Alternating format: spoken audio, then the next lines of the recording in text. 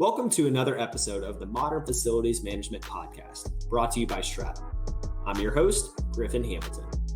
This is the show where I interview industry experts who share their stories, strategies, and insights into modern-day facilities management. From hospitality to commercial real estate and everything in between, we'll learn what it really takes to succeed as a facilities manager. Well, thank you guys for joining today. Pardon my voice being a little raspy. I was out celebrating the NLCS Game 6 here a couple nights ago and I haven't fully recovered, so shout out to the Braves. But today is a very exciting day where we are live from the FM Pipeline Super FaciliHero Mixer, and try to say that 5 times fast, which I'm going to have to today. So today, our first guest, Carolyn. Nice to see you again. Nice to see you Finally too. in person. Live.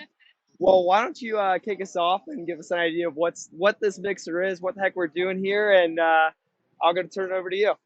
Absolutely. So this is our Super FaciliHero Mixer because we believe facility managers are superheroes, right?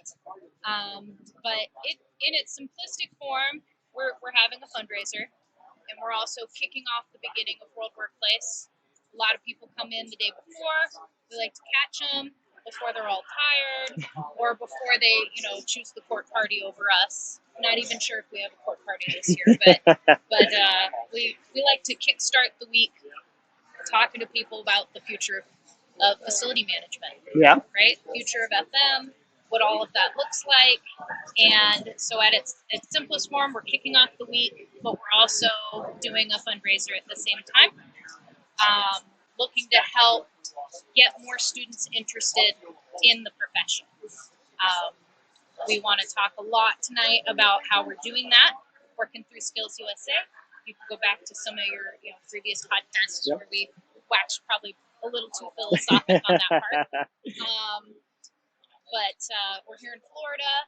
We are providing financial support to Skills USA Florida to help them with their programs. And Skills USA, for those who might not know about it, right? This is going to be what I was about to say. Is a career technical student organization looking at students, already still in high school. Some are even in middle school. Some are in college in these programs, but the majority is in high school. They have over 400,000 members. So think about that. This is an INPMA conference. We have, 25,000 members. This is 400,000 students we're meeting, of which maybe 1 in 4 might be a very ideal facility management candidate, because these are already the problem solvers, people who like to think on their feet, the people who are learning to really develop those business skills to be successful in whatever they want to be, whatever they want to do in their future. And so we've generated, the FM Pipeline generated a competition within Skills USA to get them interested in facility management as a career path. That's incredible. And which is super exciting. I know you alluded to a few conversations we've had, and I've met, I think, 2 people so far that were in the skills competition already. And so that's really exciting to actually put a face to it, and this is the impact that we're having, and it's real, right? And that's just been really, really cool to see. And we talk a lot about the future of the industry here, and we talk a lot about the future of the organization, which leads me on my next question of exciting news coming this summer. Yeah, what's going on? So the big thing why we're making a big push right now for fundraising, as I said, the theme was today, is because we're going national. So breaking news, right? We've been working over several different states over the last few years, but we put in an application, and we feel really, really confident that we are, based on our conversations, that this June. How about that for live? That this June, hopefully it doesn't roll back. This June, at the national competition for Skills USA, which is hundreds of or thousands of students actually go to this, whether or not they're competing, to see everything that's going on. These are the kinds of competitions where Harley Davidson sponsors the motorcycle automotive repair competition, and the top winners win a motorcycle. I mean, this is the kind of excitement. We're getting so excited, you can't even keep the sign standing. And we're watching the sign at the same time. But basically, we're going to do a technical demonstration of FaciliHero at this national event. So probably at least 13 kids, or students, no matter their age. But a portion of students who have competed at the state level are going to then compete at the national level. As a technical demonstration, they don't officially get awards for it, but we will, as part of our fundraiser, depending on how much we raise, we want to be able to provide them with scholarships for whatever they want to do when they get into school. We'd love for that to be building-related classes. Love to. But I love talking to the students, especially, finding out what their passion is, and then talking to them about how they could do that, managing buildings as well. Yeah, and that's been something that's been interesting, is facilities management covers so much, and you can take something you're passionate about, and it's going to be involved in facilities management one way or the other. Exactly.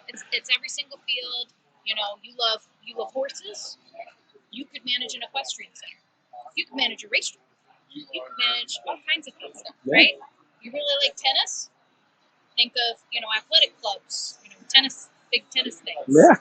Your dream could be running the facility, being the premier facility where they want to have, some world match. Yeah. I'm sure that's famous stuff that I'm not actually interested in. Well, Rob Durr, he's here as well today, and he's been on the show before, and he's with the Toronto Blue Jays, and that's something I'm obviously passionate about, baseball, and it's talking with him. And to your point, you have a direct impact on the facilities and the experience you're creating for people, and you're right there, not only from the fans or the people attending the event, but the actual, the people in the organization. So you're just so close, and that is so true, where you can take that passion and put it forth in your career there. Where we've been, working kind of individually with individual states and smaller chapters, we're really trying to start taking this and facing it with a national lens, and really looking at what this is going to take to sustain it nationally and sustain it for a lot more states, even the states that might not have local chapters that are yet engaged. So yet being the key word. Yet engaged. We've actually also got a couple of folks here, from other organizations that we're working to collaborate with, right? Because this isn't just a IFMA problem, right? There are other organizations that have the same problem, SAME or Connect, or these other organizations that are out there that might deal in buildings, right? That you can talk to that are interested in the future of the profession, what that looks like, the future of the built environment. Where are we going to be? Yeah, and that's really exciting. And I guess, where should people go that they're getting all excited? The sign's falling over on us. I'm totally excited. Where should they go if they want to contribute to the next generation of FMs? They're going to go to www. It's always the triple W, right? I just say triple dubs. Nobody will know what that means. fmpipeline.org and /donate. And that's going to be where you can donate. You click on the donate here, and that's where you can get engaged with what we're doing. Well, perfect. Well, thanks so much for coming on again. It's a pleasure. And we're going to fix this. All right, we have our second guest, Cody Combs. Cody, how are you doing? Good. Cody, I'm going to throw it on over to you. Why don't you tell everyone out there who you are and why you're here? All right. So I'm Cody Combs. I am a sophomore at Lyman High School. I'm currently studying automotive and service technology, and I am the Vice President of Skills USA Florida. That is incredible. How did you get involved with Skills USA? So my freshman year, I took Mr. Moy's automotive class, and it was about halfway through the year. He took me and my friend Dawn up to the front of the room, and he said, "Would you two like to do something a little fun?" I don't know. And then suddenly, here we are, Yeah. and he signed us up, and we did a virtual conference, and now we're still there. That is incredible. Went by really fast. So what piqued your interest in what you're studying right now and what you've been doing with Skills USA? So my stepdad works in automotive technology, and so that has always been an interest of mine. And so that also kind of drew me into the class, and then also Skills USA with its technical skills and such. And then I also really loved the diplomatic aspects of Skills USA, the leadership opportunities and roles that you get to learn about. Yeah. So first off, how long have you been working with Skills USA? So it's been, I want to say 2 years. 2 years Around now. this time last year, I joined. Okay. 2 1 years year. ago? 1 year. Oh, 1 year ago. Okay. Yeah. Got it. Okay. And what kind of impact has Skills USA had on you?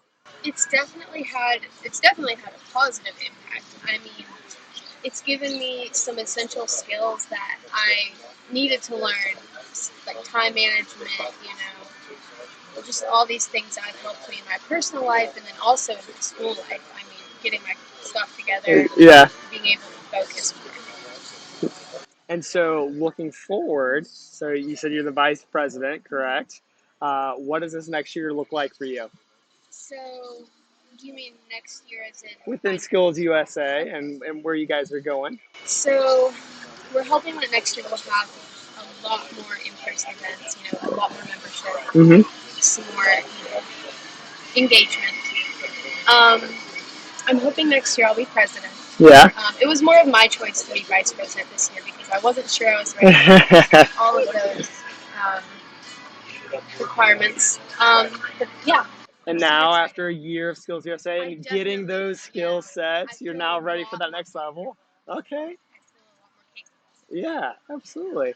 Well, thank you so much. It's been an absolute pleasure having you on. And I'm so thrilled to see how excited you get about what you're studying, where you're going with it, just the roles and responsibilities you've taken on, just all through the program. That's incredible to see. So looking forward to seeing what happens next and your your next year as president. I know, I'm super excited too.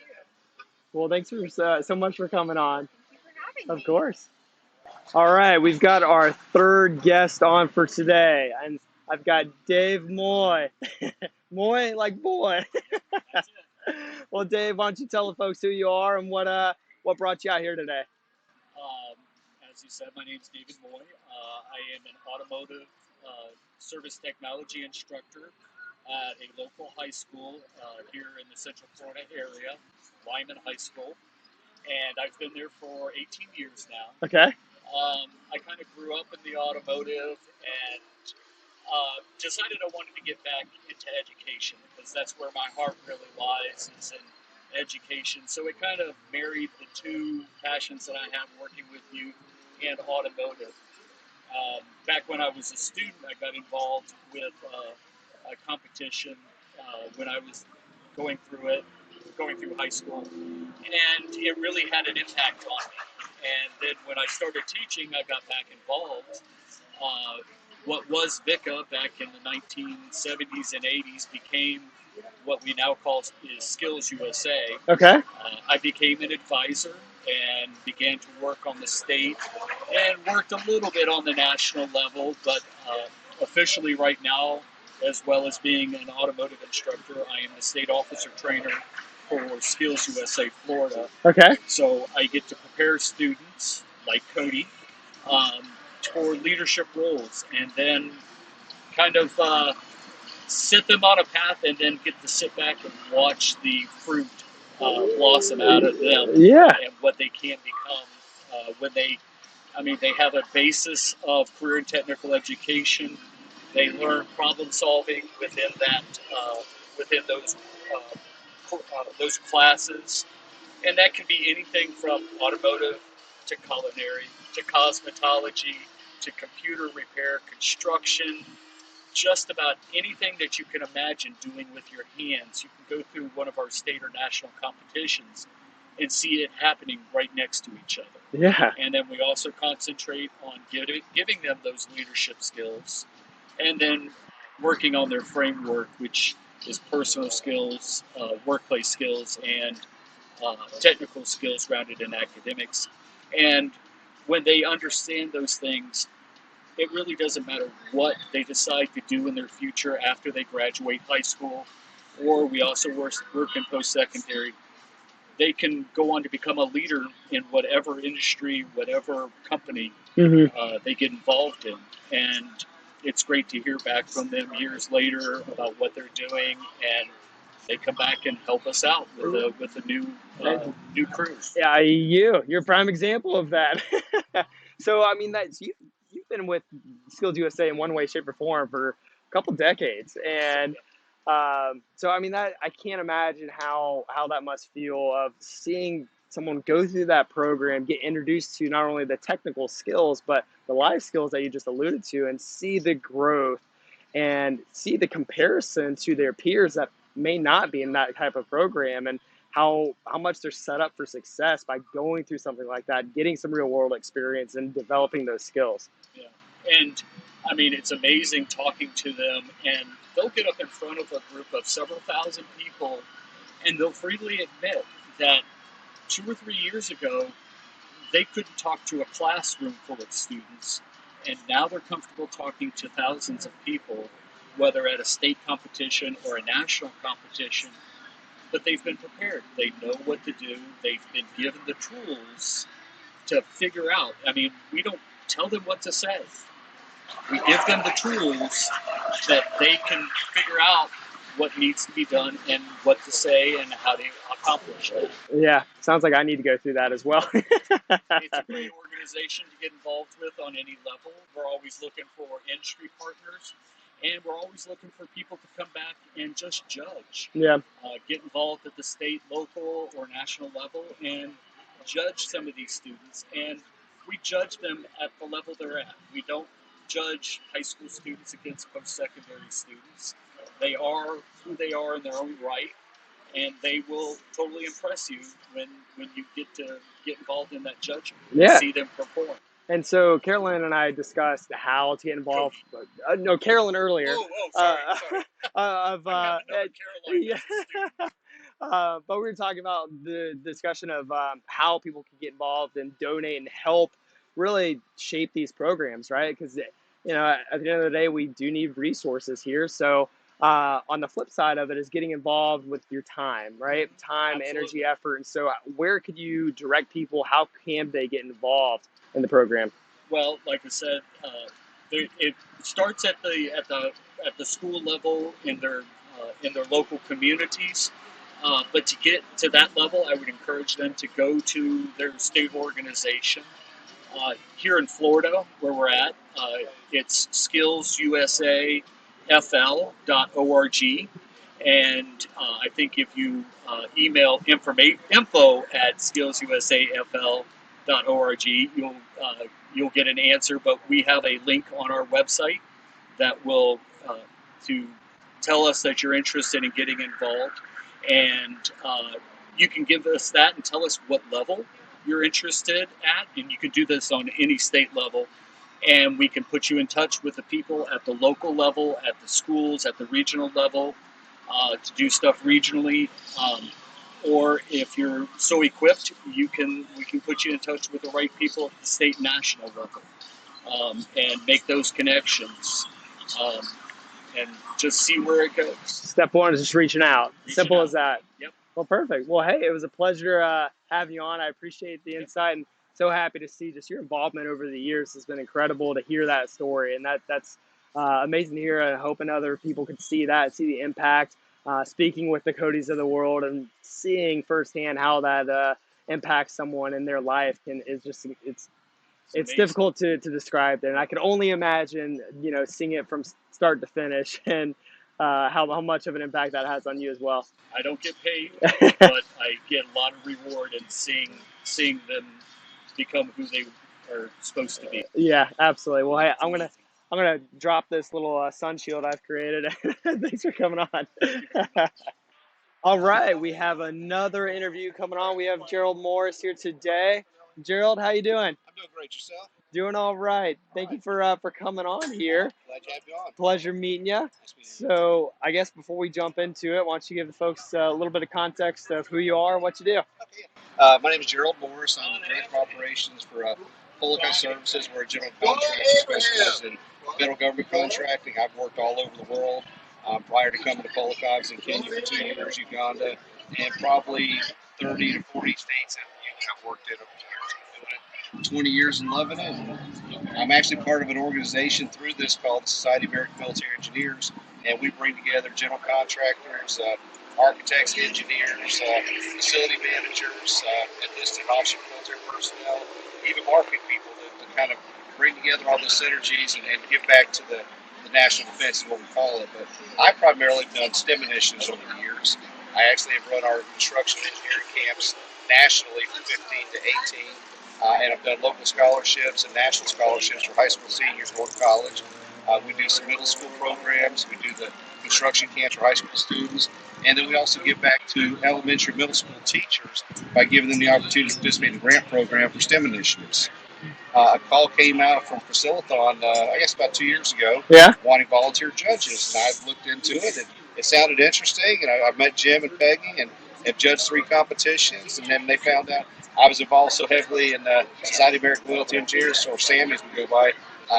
They just kind of tapped me to help get the Florida FaciliHero restarted. That's what my plans and goals are to do. Gotcha. That's incredible. And so it's Sammy, not same, as I was just corrected on. But so that does seem, everything you just described that as, it seems like it's such a natural marriage between the two organizations. And so what does that partnership look like? What really are your goals in that partnership as you move forward to build it out in Florida? Well, right now in Florida, we have several posts that are SAV posts that are almost in line with the Skills USA regions. Okay.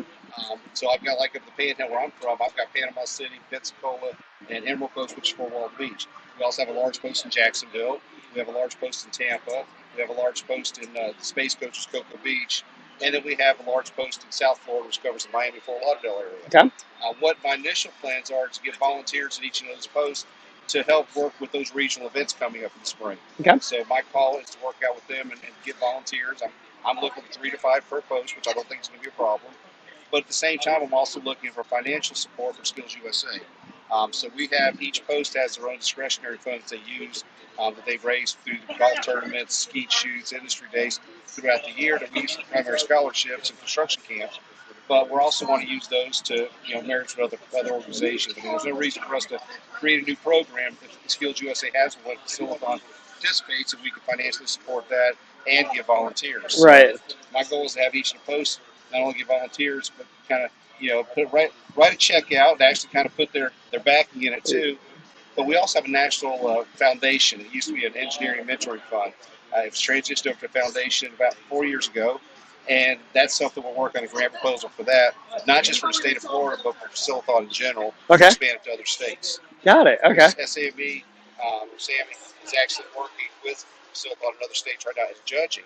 If we can bring that relationship up to the next level is what the goal is. Yeah, absolutely. So as far as recruiting, obviously we're looking for volunteers and we're looking for a lot of assistance, both financially and time, right?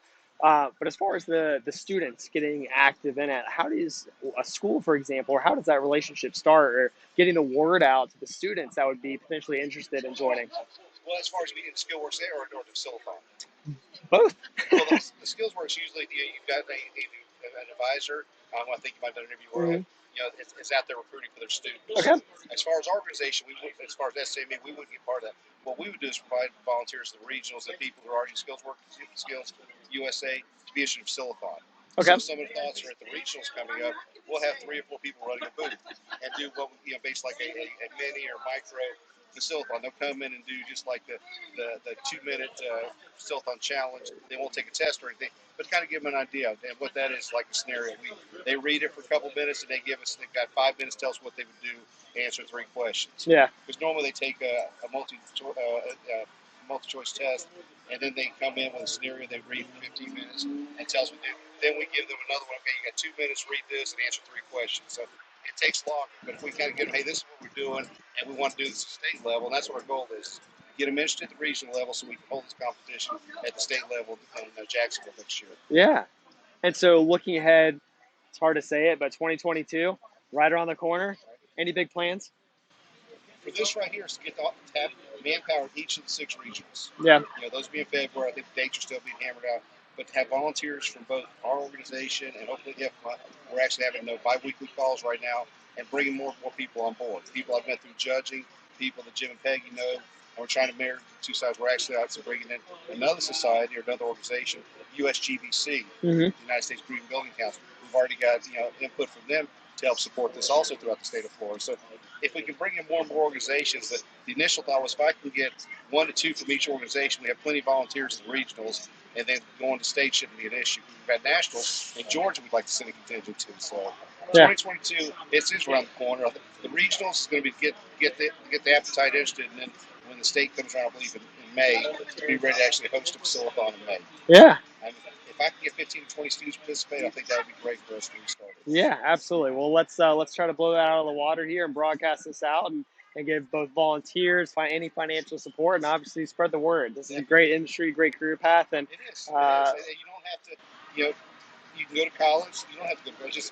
There's trades industries out here. There are people who are running facilities who don't have a degree. You don't have to necessarily go. You can go get a building management or facility management degree.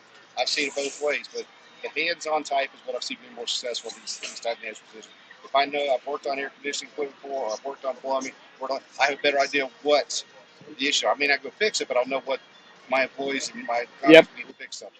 Yeah, it's not necessary as you mentioned, but having that experience, having that background, it's going to help elevate you to that next level and set that foundation and really just get you exposed to a different industry that not many people are thinking about, and a lot of people are just, okay, graduate high school, going to college and figure it out. So, let's get a leg up on people and get some exposure elsewhere. Exactly. My degree is communications, but in the Navy I was a welder. Okay. And now I'm an operation, I'm a construction manager, operations manager.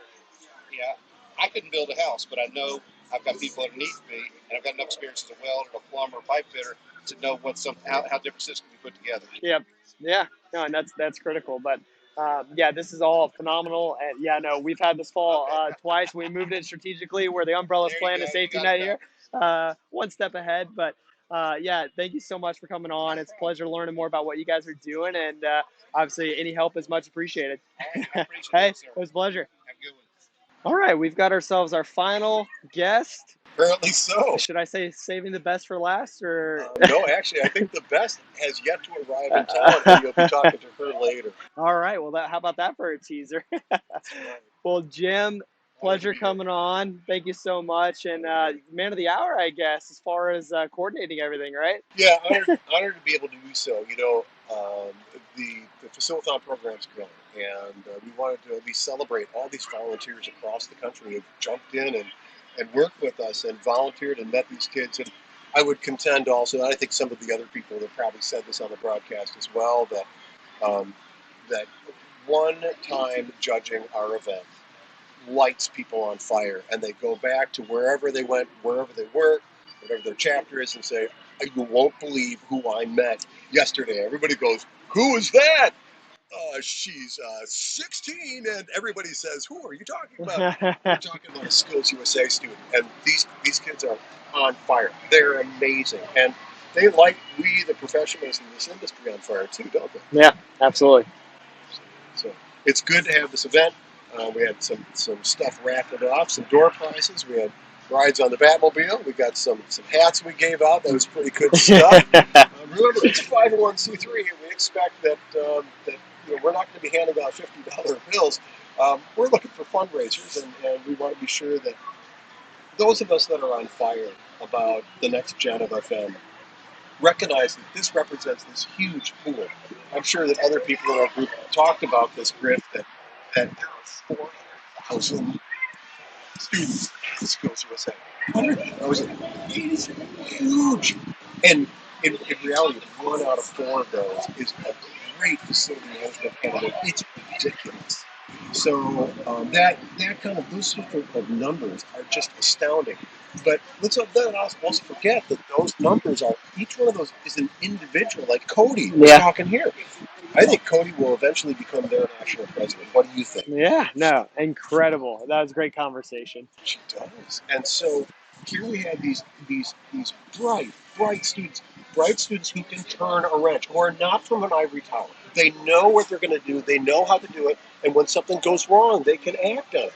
I think that's pretty good. Yeah, you guys are doing some amazing things in this. And this event was great.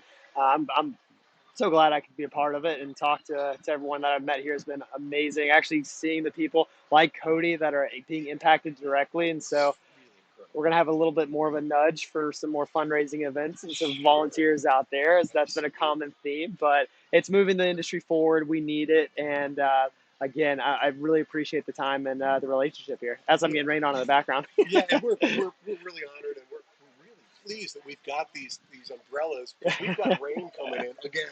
It's Florida, baby. That's what happens. Get another drink, have another hurricane, and enjoy the day. Don't say hurricane, though. No, let's not do the hurricane. So we talked about some of the students.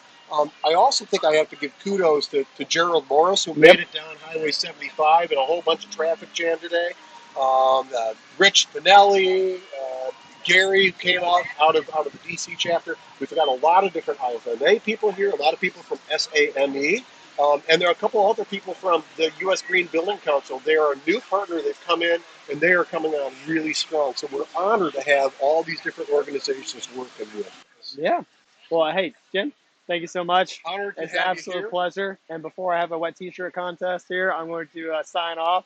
Cut that out of the audio. Before it gets too wet, because we're getting wet right now. You have a great day, and honored that you could be here at our fundraising. I've got to get out of the rain. Thanks for listening to another episode of the Modern Facilities Management Podcast. Make sure to subscribe for future episodes and visit our website, stratumcommunity.com, for more facilities management content.